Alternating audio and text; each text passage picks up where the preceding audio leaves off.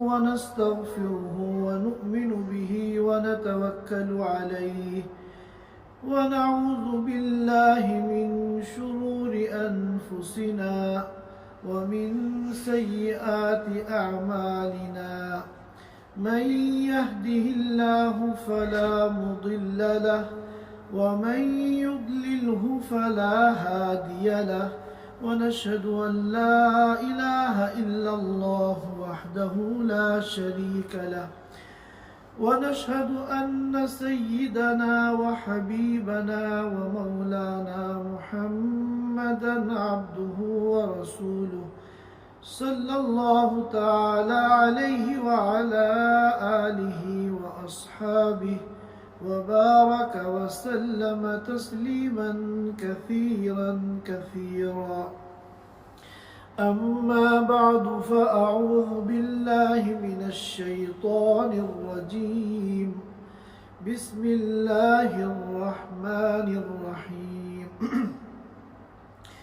والفجر وليال عشر والشفع والوتر والليل إذا يسر هل في ذلك قسم لذي حجر ألم تر كيف فعل ربك بعاد إرم ذات العماد التي لم يخلق مثلها في البلاد وثمود الذين جابوا الصخر بالواد وفرعون ذي الأوتاد الذين طغوا في البلاد فأكثروا فيها الفساد فصب عليهم ربك سوط عذاب إن ربك لبالمرصاد. صدق اللہ العظیم. حضرات سامعین کرام، میں نے آپ حضرات کے سامنے سورۃ الفجر کی ابتدائی 14 آیتیں تلاوت کی ہیں، جن کے ترجمے کو اور تفسیر کو آج انشاءاللہ ہمیں سمجھنا ہے. یہ سورت 30 آیتوں پر مشتمل مکیہ سورت ہے، اور مکہ مکرمہ کے قیام کے دوران بھی یہ اس وقت نازل ہوئی جس وقت کفار مکہ کی مخالفت شدت پکڑ چکی تھی. اس سورت میں اللہ تعالیٰ نے چند قسمیں کھا کر خاص طور پر کفار مکہ کو مخاطب بنایا ہے اور ان کو پرانی تاریخ کی روشنی میں تنبیہ کی ہے.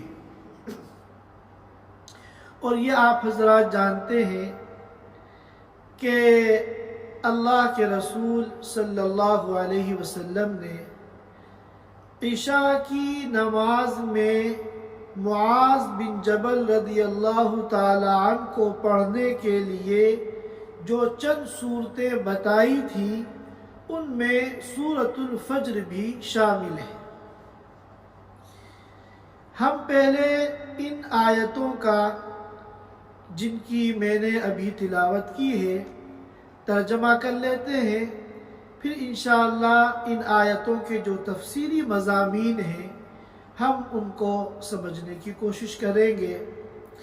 اللہ تعالیٰ فرماتے ہیں والفجر، قسم ہے طلوع فجر کی، یعنی صبح صادق کی. جس وقت صبح صادق نمودار ہوتی ہے اور فجر کی نماز کا وقت شروع ہوتا ہے، اور اسی طرح رمضان کے مہینوں میں یا عام دنوں میں جب ہمیں روزہ رکھنا ہوتا ہے تو رات کے آخری حصے میں ہم سحری کرتے ہیں، اور جس وقت طلوع فجر ہوتی ہے، صبح صادق ہوتی ہے، ہم کھانا پینا بند کر دیتے ہیں اور اس وقت سے ہمارا روزہ اسٹارٹ ہو جاتا ہے. تو فرمایا والفجری، قسم ہے طلوع فجر کی، ولیال عشر، اور قسم ہے 10 راتوں کی، والشفع والوتر، اور قسم ہے جفت کی اور طاق کی۔ جفت کہتے ہیں جوڑے کو، یعنی وہ اعداد جو جوڑا ہے، جیسے 2 ہے، 4، 6، 8، 10، 12، 14، 16، یہ جو ہے جفت کہلاتے ہیں، جفت عدد۔ اور طاق کہتے ہیں جو اس کے مقابلے میں ہو، جیسے 1، 3، 5، 7، 9، 11، 13، 15، 17 وغیرہ۔ انگلش میں کیا کہتے ہیں یہ مجھے نہیں معلوم، یہ آپ حضرات انشاءاللہ سمجھ گئے ہوں گے۔ تو والشفع والوتر، اور قسم ہے جفت کی اور طاق کی۔ یہ تو اس کا ترجمہ ہے، اس سے مراد کیا ہے وہ انشاءاللہ جب ہم تفسیر پہ آئیں گے تو اس کو سمجھیں گے۔ واللیل اذا یسر، اور قسم ہے رات کی جب کہ وہ گزرنے لگے، چلنے لگے، آگے بڑھنے لگے۔ ان قسموں کے کھانے کے بعد جو جواب قسم ہے، اصل مضمون ہے، اس کو اللہ تعالیٰ نے یہاں لفظوں میں بیان نہیں کیا، کیونکہ وہ اتنا عام مضمون ہے کہ اس کو صراحتاً بیان کرنے کی ضرورت نہیں ہے۔ اور وہ کیا ہے؟ قیامت کا دن، حساب کتاب کا دن۔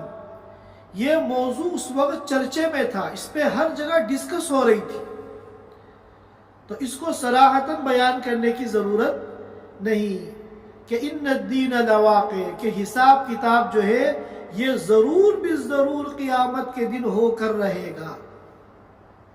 اس کے بعد فرمایا هل فی ذالک قسم لذی حجر، کیا اس میں قسم نہیں ہے عقل مند کے لیے؟ یعنی کسی عقل مند کو آخرت کا یقین دلانے کے لیے کیا یہ قسمیں کافی نہیں ہیں؟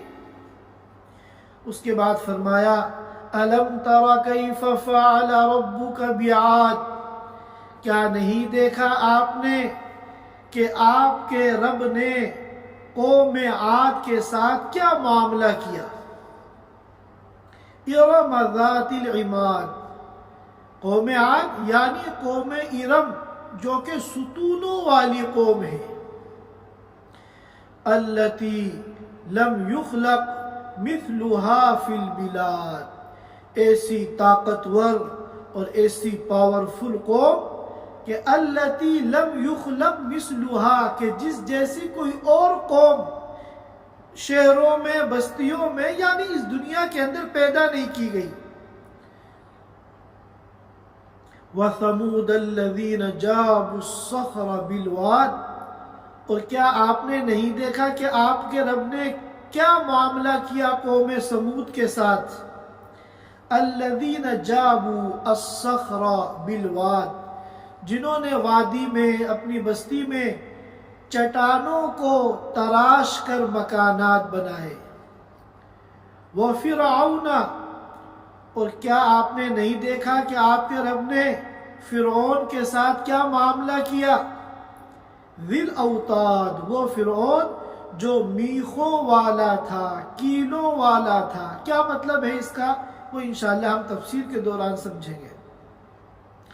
الذین طغوا فی البلاد، پھر ان تینوں کے بارے میں، قوم عاد، قوم ثمود، قوم فرعون، ان تینوں کے بارے میں فرما رہے ہیں الذین طغوا فی البلاد، کہ انہوں نے شہروں میں، بستیوں میں، جن علاقوں میں بھی یہ رہتے تھے، انہوں نے سرکشی کی۔ فَأَكْثَرُوا فِيهَا الْفَسَادَ، اور خوب ان علاقوں میں انہوں نے فساد پھیلایا۔ فَصَبَّ عَلَيْهِمْ رَبُّكَ سَوْطَ عَذَابٍ، تو بالآخر آپ کے رب نے ان کے اوپر عذاب کا کوڑا برسایا۔ ان ربک لبالمرصاد، لہذا ہر ایک کان کھول کر سن لے کہ بے شک آپ کا رب گھات میں ہے۔ گھات کسے کہتے ہیں؟ جب کوئی شکاری کسی جانور کا شکار کرنا چاہتا ہے تو وہ کسی جگہ چھپ کر شکار پر اپنی نگاہیں گاڑ دیتا ہے، اور جیسے ہی وہ شکار کو غافل پاتا ہے اور اپنے شکار کے لیے مناسب وقت سمجھتا ہے تو اسی لمحے وہ شکار پر حملہ کر دیتا ہے۔ اگر تیر سے شکار کر رہا ہے تو تیر چلا دیتا ہے، بندوق سے شکار کر رہا ہے تو فائر کر دیتا ہے۔ تو اس وقت اس کی نگاہیں غیر معمولی طور پر شکار پہ جمی ہوئی ہوتی ہیں۔ تو مرصاد کہتے ہیں اس جگہ کو جس جگہ بیٹھ کر شکاری اپنے شکار پر نگاہ جماتا ہے، اسے کہتے ہیں گھات۔ تو یاد رکھو اللہ تعالیٰ تم سے غافل نہیں ہے۔ ایسا نہیں کہ تم کچھ بھی کرتے رہو اللہ کو پتہ نہیں چلے گا۔ تم اللہ کی نگاہوں میں ہو، اور نگاہ بھی عام قسم کی نہیں بلکہ شکاری شکار کے وقت گھات میں بیٹھ کر جس طرح نگاہ جماتا ہے، فوکس کرتا ہے شکار کے جانور پر، اس طرح اللہ تعالیٰ فرما رہے ہیں ان ربک لبالمرصاد، کہ بے شک آپ کا رب گھات میں ہے۔ ایک مرتبہ ہم اور ترجمہ سن لیتے ہیں، والفجر، قسم ہے طلوع فجر کی، ولیال عشر، اور قسم ہے 10 راتوں کی، والشفع والوتر، قسم ہے جفت کی اور طاق کی، واللیل اذا یسر، قسم ہے رات کی جب وہ چل پڑے، گزرنے لگے، هل فی ذالک قسم لذی حجر، کیا ان چیزوں میں کسی عقل مند کے لیے قسم نہیں ہے؟ الم تر کیف فعل ربک بعاد، کیا نہیں دیکھا آپ نے کہ آپ کے رب نے قوم عاد کے ساتھ کیا کیا، کیسا معاملہ کیا؟ ارم ذات العماد، وہ قوم عاد جو کہ قوم ارم ہے، ستونوں والی قوم، ذات العماد، ستونوں والی، التی لم یخلق مثلها فی البلاد، کہ وہ قوم عاد کہ جس جیسی طاقتور کوئی اور قوم بلاد میں، شہروں میں، یعنی دنیا کے اندر پیدا نہیں کی گئی۔ وَثَمُودَ الَّذِينَ جَابُوا الصَّخْرَ بِالْوَادِ، اور کیا آپ نے نہیں دیکھا کہ آپ کے رب نے قوم سمود کے ساتھ کیسا معاملہ کیا؟ کون قوم سمود؟ الذین جابوا الصخر بالواد، جو بڑی بڑی چٹانوں کو تراشتے تھے شہروں کے اندر اور بستیوں کے اندر۔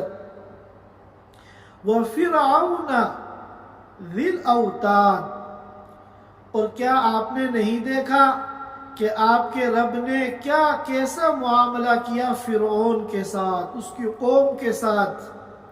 ذی الاوتاد، جو کہ میخوں والا تھا۔ کیا مطلب ہے؟ اس کو بھی ہم انشاءاللہ تفسیر کے دوران سمجھیں گے۔ الذین طغوا فی البلاد، پھر ان تینوں کے بارے میں، عاد، سمود، فرعون، تینوں کے بارے میں فرما رہے ہیں الذین طغوا، جن لوگوں نے سرکشی کی، فی البلاد، شہروں کے اندر، فاکثروا فیہا الفساد، اور خوب ان علاقوں میں، ان شہروں میں انہوں نے فساد پھیلایا۔ فصب علیہم ربک سوط عذاب، بالآخر آپ کے رب نے ان پر عذاب کا کوڑا برسایا۔ ان ربک لبالمرصاد، بے شک آپ کا رب گھات میں ہے۔ یہ ان آیات کریمہ کا ترجمہ ہے۔ اب ہم ان کی تفسیر کو انشاءاللہ سمجھتے ہیں۔ سب سے پہلے اللہ تعالیٰ نے قسم کھائی ہے والفجر، قسم ہے طلوع فجر کی، یا آپ کے لیے قسم ہے صبح صادق کی۔ یہاں طلوع فجر سے کیا مراد ہے؟ تو ایک قول جو زیادہ مشہور ہے وہ تو یہ ہے کہ مطلقاً سال کے کسی دن بھی جو طلوع فجر ہوتی ہے وہ یہاں مراد ہے، اور ایک دوسرا قول یہ ہے کہ نہیں، یوم النحر جو کہ یوم الحج الاکبر ہے، یعنی 10 ذی الحجہ کے دن کی جو طلوع فجر ہے وہ یہاں مراد ہے۔ اس کے بعد فرمایا وَلَيَالٍ عَشْرٍ، اور قسم ہے 10 راتوں کی۔ 10 راتوں سے کیا مراد ہے؟ اس سلسلے میں مفسرین کا قول یہ ہے کہ یہاں 10 راتوں سے مراد ذی الحجہ کے پہلے عشرے کی راتیں ہیں، جیسا کہ آپ حضرات بارہا سن چکے ہیں۔ اور اس کے بعد فرمایا والشفع والوتر، اور قسم ہے جفت کی اور طاق کی۔ تو جفت سے اور طاق سے کیا مراد ہے؟ تو ایک قول تو مفسرین کا یہ ہے، جو کہ ایک روایت کے اندر بھی مذکور ہے، مگر وہ روایت سند کے اعتبار سے متکلم فی ہے، یعنی کمزور ہے، کہ شفع سے مراد، جفت سے مراد تو 10 ذی الحجہ ہے، یعنی ہمارا جو بقرعید کا دن ہوتا ہے، عید الاضحیٰ کا دن ہوتا ہے، چونکہ وہ 10 ہے، اور 10 جو ہے جفت عدد ہے۔ اور وتر سے مراد یوم عرفہ ہے، اور یوم عرفہ جو ہے وہ ہوتا ہے 9 ذی الحجہ میں، اور 9 جو ہے یہ طاق عدد ہے۔ اور ایک قول یہ ہے کہ شفع سے مراد مخلوق ہے، اور وتر سے مراد خالق ہے۔ شفع کے معنی جوڑے کے آتے ہیں، اور اللہ تعالیٰ نے مخلوق میں اگر ہم غور کریں تو مخلوق کے اللہ تعالیٰ نے جوڑے بنائے ہیں۔ چنانچہ قرآن پاک میں اللہ نے صراحت کی ہے وَمِن كُلِّ شَيْءٍ خَلَقْنَا زَوْجَيْنِ، ہر چیز کے ہم نے جوڑے بنائے ہیں۔ ہم دیکھیں انسانوں میں مرد عورت، جانوروں میں دیکھ لیں نر اور مادہ، شیر شیرنی، بلّا بلی، اور چیزوں میں دیکھ لیں صبح شام، دن رات، چاند سورج وغیرہ۔ اللہ تعالیٰ فرماتے ہیں وَمِن كُلِّ شَيْءٍ خَلَقْنَا زَوْجَيْنِ، ہر چیز میں ہم نے جوڑے پیدا کیے ہیں۔ تو معلوم ہوا کہ جفت سے مراد والشفعی سے مراد مخلوق ہے، اور وتر سے مراد خالق ہے، اللہ کی ذات ہے۔ یہ وتر بھی ہے واو کے زبر کے ساتھ، اور وتر بھی ہے واو کے زیر کے ساتھ، اور دونوں قراءتیں ہیں۔ مشہور جو قراءت ہے حفص کی جو ہم پڑھتے ہیں، اس میں واو کا زبر ہے والوتری، لہذا ہمیں قرآن میں والوتر ہی پڑھنا ہے۔ لیکن وتر بھی ہے، چنانچہ ہم وتر کی نماز کو صلاۃ الوتر کہتے ہیں، وہ بھی چونکہ 3 رکعت ہوتی ہے، یا بعض اماموں کے نزدیک 1 رکعت ہوتی ہے، تو وتر ہے۔ اور اللہ تعالیٰ بھی ایک ہے، لہذا وتر سے مراد اللہ کی ذات ہے۔ اور ایک حدیث میں اللہ تعالیٰ نے ارشاد فرمایا ہے ان اللہ وتر یحب الوتر، اللہ ایک ہے اور اللہ تعالیٰ طاق عدد کو پسند کرتے ہیں، وتر کو پسند کرتے ہیں۔ یہی تو وجہ ہے کہ جب ہم طواف کرتے ہیں کتنے چکر لگاتے ہیں؟ 7 چکر لگاتے ہیں۔ 7 جو ہے یہ طاق عدد ہے، وتر ہے۔ تسبیحات ہم پڑھتے ہیں رکوع میں سجدے میں، تو تو 3 5 7 11 تاک عدد پڑھتے ہیں. تو ان اللہ وتر یحب الوتر، اللہ تعالیٰ وطر ہے یعنی ایک ہے، اور اللہ تعالیٰ وطر کو یعنی تاک عدد کو پسند کرتے ہیں. اور اس کے بعد فرمایا واللیل اذا یسر، اور قسم ہے رات کی جب وہ گزرنے لگے. جب رات گزرتی ہے اور جو رات آگے بڑھتی ہے تو صبح کا وقت جو ہے قریب جو ہے وہ آتا رہتا ہے. یہاں یہ بات بھی آپ حضرات جانتے ہیں کہ اللہ تعالیٰ جن چیزوں کی قسمیں کھاتے ہیں ان کی کوئی خاص اہمیت ہوتی ہے، ان چیزوں کی کوئی خاص افادیت ہوتی ہے، اور ان چیزوں کا کوئی خاص مقام ہوتا ہے، ان کی ایک شان ہوتی ہے. چنانچہ سب سے پہلے فجر کی قسم کھائی تو فجر جو طلوع فجر ہے یہ اللہ کی قدرت کا بہت بڑا نمونہ ہے. جب رات گزرتی ہے اور صبح نمودار ہوتی ہے، دن نکلتا ہے، تو لوگوں کی زندگیوں میں ایک نئی امنگ پیدا ہوتی ہے، ایک انقلاب پیدا ہوتا ہے، اور رات کی سستی سے نکل کر لوگوں میں ایک نشاط پیدا ہوتا ہے. اور اللہ تعالیٰ نے ایک موقع پہ چیلنج کیا. سورۃ القصص کے اندر آیت ہے قُلْ أَرَأَيْتُمْ إِنْ جَعَلَ اللَّهُ عَلَيْكُمُ اللَّيْلَ سَرْمَدًا إِلَى يَوْمِ الْقِيَامَةِ مَنْ إِلَٰهٌ غَيْرُ اللَّهِ يَأْتِيكُمْ بِضِيَاءٍ، کہ کیا رائے ہے تمہاری اگر اللہ تعالیٰ رات کو مسلسل کر دیتے، کانٹینیو بنا دیتے، لامتناہی بنا دیتے، تو اللہ کے علاوہ کون ایسا معبود ہے جو روشنی لا کر دکھاتا؟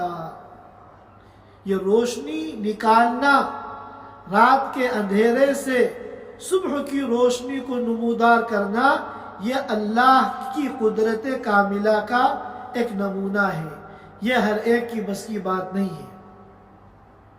اور اسی طرح وَلَيَالٍ عَشْرٍ، یہ عشرے جو ذی الحجہ ہے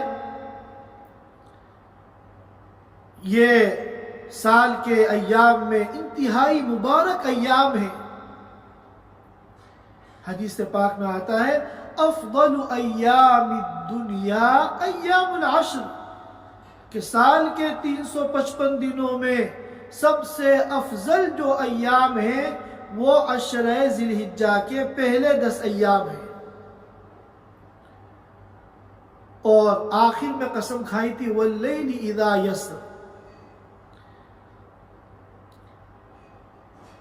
رات جو ہے اس کی بھی ایک خصوصی اہمیت ہے،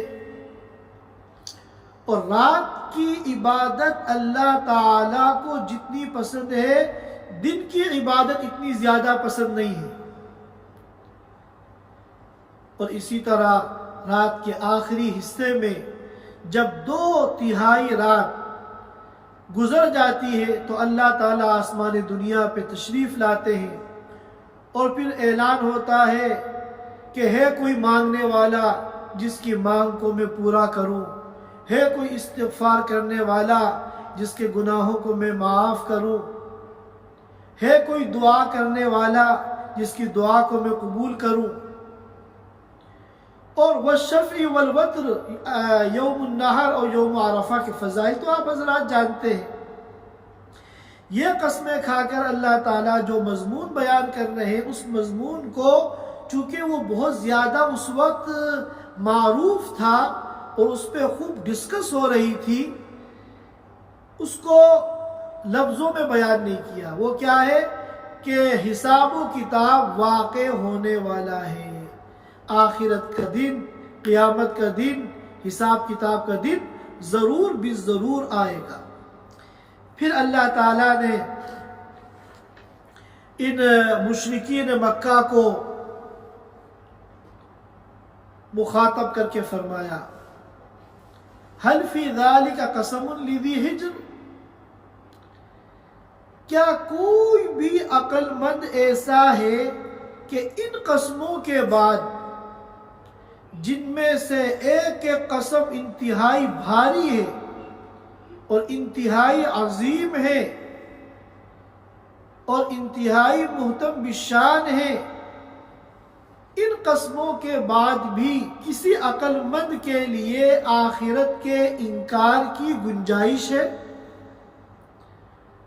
ذرا سی بھی اگر کسی کے پاس عقل ہوگی تو وہ قطعاً انکار نہیں کرے گا۔ ہجر کے معنی عقل، اور ذی ہجر عقل والا یعنی عقل مند، کیونکہ ہجر کے معنی آتے ہیں روکنے کے، اور ہجر کو اور عقل کو ہجر کیوں کہتے ہیں؟ اس لیے کہ عقل جو ہے انسان کو غلط فیصلوں سے روکتی ہے، اور خود جو عقل ہے عین قاف لام اس کے معنی بھی آتے ہیں باندھنے کے۔ اسی لیے یہ عرب جو سر پہ اقال رکھتے ہیں اس کو اقال کیوں کہتے ہیں؟ کیونکہ اقال سے وہ اپنے سر کو باندھتے ہیں۔ اقال کے معنی باندھنے کی چیز۔ اب اس کی کیا تاریخ ہے یہ تو ایک الگ موضوع ہے۔ بعض حضرات فرماتے ہیں کہ یہ اقال شروع کیسے ہوا، کہ اصل میں یہ عرب جو تھے یہ اونٹ پالتے تھے، اور اونٹ جب کبھی ناراض ہوتا ہے مالک پر تو وہ سر پہ حملہ کرتا ہے، تو یہ اپنے سر کے اوپر اس طرح ایک کپڑا باندھ لیا کرتے تھے تاکہ اگر اونٹ ناراض ہو اور وہ حملہ کرے تو اور وہ اس کے منہ میں یہ کپڑا آ جائے، ہمارا سر جو ہے وہ محفوظ رہے۔ بعد میں دھیرے دھیرے وہ ایک روایت بن گئی اور وہ ضرورت تو ختم ہو گئی، اور آج جو ہم اقال کی شکل میں یہ کالا ایک رنگ اور دائرہ ہم دیکھتے ہیں کہ یہ ہمارے خلیجی حضرات خاص طور پر اپنے سر پہ رکھتے ہیں، تو اس کو اقال کہا جاتا ہے۔ عامیہ میں کیا کہتے ہیں؟ اقال کہتے ہیں، قاف کو گاف سے بدلتے ہیں، اصل لفظ اقال۔ تو اقال کے معنی آتے ہیں وہ چیز جس سے کسی کو باندھا جائے، وہ سر پہ باندھتے تھے۔ تو عقل بھی انسان کو جو ہے محفوظ کرتی ہے، باندھ لیتی ہے، غلط کاموں سے روکتی ہے۔ اسی طرح عقل کے لیے نہا کا لفظ بھی آتا ہے، اولی نہا قرآن میں آیا ہے، عقل والے، عقل مند، کیونکہ نہیں کے معنی بھی روکنے کے آتے ہیں، اور عقل جو ہے وہ انسان کو غلط فیصلوں سے اور شرور سے اور فتن سے روکتی ہے۔ یہی وجہ ہے کہ کفار مکہ میں بھی جو عقل مند لوگ تھے، بہت سے عقل مند شراب نہیں پیتے تھے، حالانکہ کوئی مذہبی پابندی نہیں آئی تھی، اسلام نہیں آیا تھا، لیکن اپنے عقل کی بنیاد پر وہ یہ سمجھتے تھے کہ یہ شراب پینا اچھی چیز نہیں ہے، یہ نقصان دہ چیز ہے۔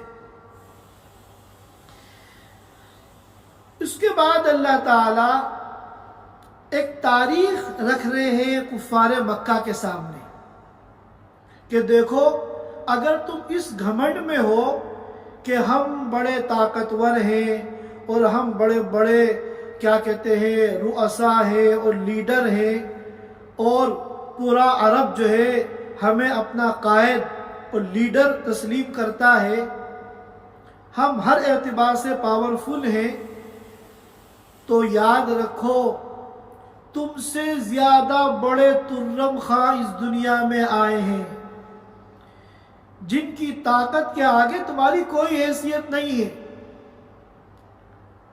لیکن ان کا حشر کیا ہوا تم لوگوں کو خوب پتا ہے۔ خاص طور پر قوم عاد، قوم سمود اور فرعون کی مثال دی، کیونکہ ان قوموں کی تاریخ کو مشرکین مکہ خوب جانتے تھے، اپنے اشعار کے اندر ان کا تذکرہ کرتے تھے، اپنی مجلسوں میں ان کے حالات پر، ان کے انجام پہ وہ باتیں کرتے تھے، تو اسی لیے اللہ نے یہ مثالیں ان کو دی۔ سب سے پہلی مثال دی قوم عاد کی، فرمایا الم تر کیف فعل ربک بعاد، کیا نہیں دیکھا آپ نے کہ آپ کے رب نے قوم عاد کے ساتھ کیسا معاملہ کیا؟ کیسا سلوک کیا؟ ارم ذات العماد، قوم عاد یعنی قوم ارم جو کہ ستونوں والے تھے۔ اب یہاں دو نام لیے ہیں، عاد بھی کہا، ارم بھی کہا۔ اس کی کیا وجہ ہے؟ قوم عاد ہی کا نام قوم ارم بھی ہے۔ اصل میں کبھی یہ عاد جو ہے یہ تھا پوتا اور ارم تھا دادا۔ کبھی عاد کی طرف نسبت کرتے ہیں وہ قوم عاد کہہ دیتے ہیں، کبھی دادا کی طرف نسبت کرتے ہیں قوم ارم کہہ دیتے ہیں۔ پھر قوم عاد کے دو طبقے ہیں، ایک متقدمین پہلے والے اور ایک متاخرین بعد والے۔ جو متقدمین ہیں ان کو عاد اولا کہا جاتا ہے، جیسا کہ قرآن میں آیا ہے عادن الاولا، اور جو متاخرین ہیں ان کو عاد اخرى کہا جاتا ہے۔ لیکن جب عاد کے بجائے ارم کہیں گے تو پھر وہ عاد اولا یعنی متقدمین متعین ہو جائیں گے۔ یہ اس کا جو سلسلہ نسب ہے اس کو ذرا توجہ سے سن لیں کہ عاد یہ وہ شخص ہے جس کی طرف قوم منسوب ہے، قوم عاد۔ عاد کا جو باپ تھا وہ تھا عاص، اور عاص کا جو باپ تھا وہ تھا ارم، اور ارم کا جو باپ تھا وہ تھا سام، اور سام یہ بیٹا تھا، ان کے جو والد تھے حضرت نوح علیہ السلام تھے۔ تو نوح علیہ السلام اگر ہم اوپر سے لیں تو نوح علیہ السلام کا بیٹا سام، سام کا بیٹا ارم، ارم کا بیٹا عاص، اور عاص کا بیٹا عاد، اور یہ اس کی قوم تھی، قوم عاد۔ تو گویا کہ نوح علیہ السلام کا پوتا ہے ارم، اور ارم کا پوتا ہے عاد۔ اچھا، اسی طرح قوم سمود کو بھی آپ سمجھ لیجئے بھی کہ سمود جس کی طرف یہ قوم منسوب ہے، قوم سمود، اس کا باپ تھا عابر، اور عابر کا باپ تھا یہی ارم جو کہ عاد کا بھی دادا ہے، اور ارم کا باپ سام، اور سام کے والد نوح علیہ السلام۔ تو اگر اوپر سے ہم لیں تو نوح علیہ السلام کی اولاد میں ایک بیٹا تھا جس کا نام تھا سام، سین الف میم۔ سام کا بیٹا تھا ارم۔ اب ارم کے بھی دو بیٹے ہیں، ایک ارم کا بیٹا ہے عاص جس کا بیٹا ہے عاد،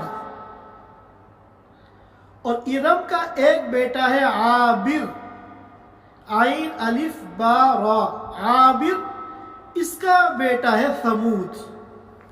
تو گویا کہ قوم عاد اور قوم سمود دونوں کے جو دادا تھے وہ ایک تھے ارم، بس دونوں کے باپ الگ تھے۔ عاد جو ہے عاص کا بیٹا، عاص ارم کے بیٹے، اور ثمود یہ عابر کا بیٹا، اور عابر جو ہے وہ ارم کا بیٹا۔ تو اب یہاں پر اگر صرف عاد کہتے، ارم نہ کہتے، تو لوگوں کو یہ غلط فہمی ہو سکتی تھی کہ عاد تو متاخرین بھی ہیں، عاد اخرى، حالانکہ یہاں متاخرین مراد نہیں ہے، اس لیے ارم بھی لے کر آئے۔ اور اگر صرف ارم لاتے، عاد نہ لاتے، تو ارم کی اولاد میں تو قوم سمود بھی ہے، تو کوئی یہ سمجھتا شاید قوم سمود یہاں مراد ہے۔ تو اس ضرورت کے پیش نظر اس قوم کے لیے دونوں اسم لے کر آئے، الم تر کیف فعل ربک بعاد ارم ذات العماد۔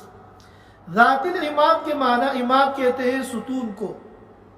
حدیث میں آپ لوگ مشہور حدیث ہے کہ نماز دین کا ستون ہے، الصلاۃ عماد الدین۔ تو یہ ستونوں والے تھے۔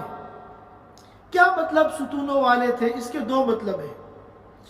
ایک مطلب تو یہ ہے کہ یہ ستون جس طرح اونچے اونچے ہوتے ہیں، اسی طرح ان کے جسم بھی بڑے لمبے تڑنگے تھے۔ چنانچہ ایک جگہ قرآن نے کیا کہا تھا؟ اعجاز نخل خاویہ، کھجور کے جو درخت ہوتے ہیں، کھجور کے درختوں کے تنوں کی طرح ان کے جسم تھے۔ اور ایک قول یہ ہے کہ ستونوں والے تھے، ذات العماد۔ اس کا مطلب یہ ہے کہ یہ بڑے بڑے ستونوں پر گھر تعمیر کرتے تھے اور فن تعمیر کے بڑے یہ ماہرین تھے۔ قرآن نے بھی ایک موقع پر ان کی اس صلاحیت کو، ان کے اس ہنر کو بیان کیا۔ أَتَبْنُونَ بِكُلِّ رِيعٍ آيَةً تَعْبَثُونَ وَتَتَّخِذُونَ مَصَانِعَ لَعَلَّكُمْ تَخْلُدُونَ وَإِذَا بَطَشْتُمْ بَطَشْتُمْ جَبَّارِينَ۔ تو ترجمہ ہوا أَلَمْ تَرَ كَيْفَ فَعَلَ رَبُّكَ، کیا نہیں دیکھا آپ نے کہ کیسا سلوک کیا آپ کے رب نے بعاد، قوم عاد کے ساتھ، ارم یعنی قوم ارم کے ساتھ جو کہ ستونوں والے تھے۔ اور پھر فرمایا وَثَمُودَ الَّذِينَ جَابُوا الصَّخْرَ بِالْوَادِ، اور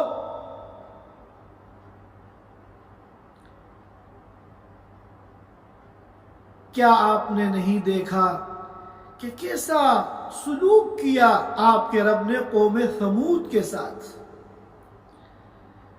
الذین جابوا الصخرہ، جنہوں نے بڑی بڑی چٹانوں کو تراشا اور ان کو تراش کر بڑے بڑے محل پہاڑوں میں اور چٹانوں اور پتھروں کے انہوں نے بنائے، بالواد، اس وادی میں جہاں وہ رہتے تھے۔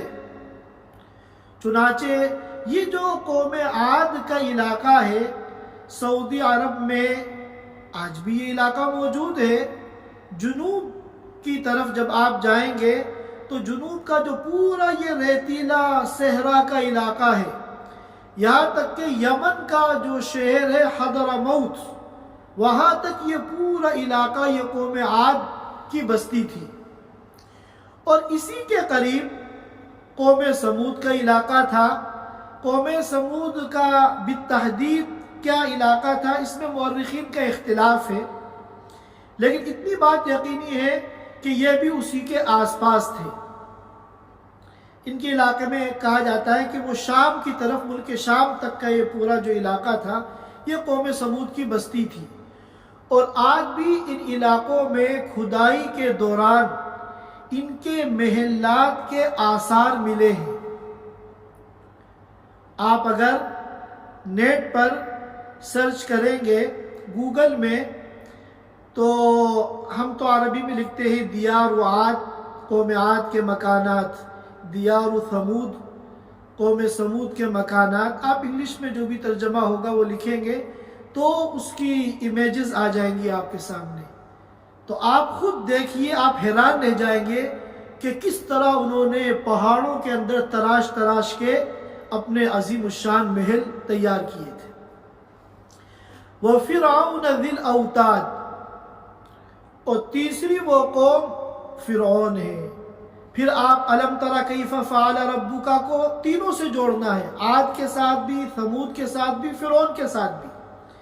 پھر ترجمہ اوپر سے کیجئے، کیا نہیں دیکھا آپ نے کہ آپ کے رب نے کیسا سلوک کیا فرعون کے ساتھ، ذی الاوتاد، جو میخوں والا تھا۔ میخ، اوتاد جمع ہے وتد کی، اور وتد کہتے ہیں میخ یعنی کیل۔ کوئی چیز ہل رہی ہو تو ہم اس کو جمانے کے لیے کیل ٹھوک دیتے ہیں۔ اسی طرح جب اللہ نے یہ دنیا بنائی تھی تو یہ ہل رہی تھی، تو اللہ تعالیٰ نے اس کو جمانے کے لیے پہاڑوں کی شکل میں بڑی بڑی کیلیں ٹھوک دی، پھر یہ دنیا جم گئی، جس کو قرآن نے کہا وَجَعَلْنَا الْجِبَالَ أَوْتَادًا، یہی لفظ ذِی الْأَوْتاد یہاں آیا ہے، وہاں وَجَعَلْنَا الْجِبَالَ أَوْتَادًا، ہم نے پہاڑوں کو کیل کی طرح ٹھوک دیا اس دنیا کو جمانے کے لیے۔ فرعون کو ذی الاوتاد کیوں کہا گیا؟ اس لیے کہ یہ بڑا ظالم تھا اور خاص طور پہ بنو اسرائیل کے نہتے اور کمزور لوگوں پر اس نے جو ظلم کیے ہیں وہ ایک تاریخ کی داستان ہے۔ تو اس کا سزا دینے کا طریقہ یہ تھا کہ یہ جب کسی کو سزا دیتا تھا تو اس کو زمین پہ لٹا کر اس کے دونوں ہاتھوں میں اور دونوں پیروں میں کیلیں ٹھوک دیتا تھا تاکہ یہ حرکت نہ کر پائے، ہل نہ پائے، اٹھ نہ پائے۔ تو اس لیے فرعون کے بارے میں کہا گیا ذی الاوتاد، کیلوں والا، کیونکہ یہ ہاتھوں اور پیروں میں کیلیں ٹھوک کر پھر سزا دیتا تھا۔ اور اس کی طاقت کوئی خاص بیان نہیں کی، ساری دنیا جانتی ہے فرعون کی طاقت کو۔ جب بھی فرعون کا لفظ سنتے ہیں ایک طاقت اور ظلم کا تصور قائم ہوتا ہے۔ کسی علاقے میں کوئی بہت بڑا بدماش ہو، پاورفل ہو، طاقتور ہو تو اسے کیا کہتے ہیں کہ یہ اس علاقے کا فرعون ہے۔ تو بہرحال چاہے قوم عاد ہو، چاہے قوم ثمود ہو، چاہے فرعون ہو، یہ سب ایسے طاقتور لوگ تھے اور دولت مند لوگ تھے اور ہنر والے لوگ تھے کہ جن کے آگے ان کفار مکہ کی کوئی حیثیت نہیں ہے۔ جب ان لوگوں کو اللہ نے اللہ کی نافرمانی کی وجہ سے تباہ کر دیا، برباد کر دیا، تو اے کفار مکہ، تم بھی اپنی دولت پر اور اپنی عقل پر اور اپنی شہرت پر اور اپنی عزت پر گھمنڈ نہ کرو۔ اگر اللہ کی نافرمانی کرو گے تو تمہارا بھی یہی حشر ہوگا۔ پھر ان تینوں کے بارے میں فرمایا الذین طغوا فی البلاد، ان تینوں نے کیا کیا؟ جن جن شہروں میں، بستیوں میں، علاقوں میں رہتے تھے وہاں سرکشی کی، اللہ کی نافرمانی کی۔ فَأَكْثَرُوا فِيهَا الْفَسَادَ، اور خوب ان علاقوں میں فساد پھیلایا۔ اور فساد جو سب سے بڑا ہوتا ہے وہ عقیدے کا ہوتا ہے۔ کفر کیا، شرک کیا، آخرت کا انکار کیا، نبی کو جھٹلایا، بلکہ انبیاء کو قتل کرنے کی کوششیں کی۔ فَصَبَّ عَلَيْهِمْ رَبُّكَ سَوْطَ عَذَابٍ، انجام کیا ہوا ان سب کا؟ فَصَبَّ عَلَيْهِمْ، اللہ تعالیٰ نے ان پر برسایا سوط عذاب۔ سوط مطلب کہتے ہیں کوڑا، جو جلاد مجرم پر سزا کے لیے چلاتا ہے اسے سوط کہتے ہیں، اردو میں کوڑا کہتے ہیں۔ اللہ تو آپ کے رب نے اپنے عذاب کا کوڑا ان کے اوپر برسایا اور ان سب کو الگ الگ قسموں کے عذاب میں اللہ نے مبتلا کیا، جو قرآن کریم میں جگہ جگہ بیان کیا گیا۔ فَمِنْهُمْ مَنْ أَرْسَلْنَا عَلَيْهِ حَاصِبًا وَمِنْهُمْ مَنْ أَخَذَتْهُ الصَّيْحَةُ وَمِنْهُمْ مَنْ خَسَفْنَا بِهِ الْأَرْضَ وَمِنْهُمْ مَنْ أَغْرَقْنَا، کسی کے اوپر آندھی کا عذاب آیا، کسی کے اوپر ایسی چیخ مسلط کی گئی کہ کلیجے باہر آ گئے، اور کسی کو زمین میں دھسا دیا اور کسی کو سمندر میں ڈبو دیا۔ طرح طرح کے اللہ نے عذاب پھر ان کو دیے۔ اور پھر آخر میں فرمایا ان ربک لبالمرصاد، تم بھی یاد رکھو کہ تمہارا رب گھات میں ہے، تمہارے اوپر اپنی شایع نشان نگاہیں جمائے ہوئے ہیں۔ تمہاری کوئی حالت، تمہاری کوئی کیفیت، تمہارا کوئی عمل اللہ کی نظروں سے اوجھل نہیں ہے۔ لہذا جس طرح یہ بڑی بڑی سپر پاور اور طاقتور قومیں ٹھکانے لگ گئی، اگر تم بھی اس غفلت کی نیند سے بیدار نہیں ہوگے، اللہ کی معصیت کو چھوڑ کر اللہ کی اطاعت قبول نہیں کرو گے تو تمہارا بھی یہی حشر ہوگا۔ یہ چند باتیں تھیں جو ان آیات کے متعلق عرض کرنی تھی۔ انشاءاللہ آگے جو آیت نمبر 15 سے سورت کے آخر تک آیات ہیں، انشاءاللہ ہم اگلی مجلس میں اس کو سمجھنے کی کوشش کریں گے۔ وآخر دعوانا الحمدللہ رب العالمین۔ Thanks for watching. Don't forget to like, comment, share and subscribe to Al Wahid channel.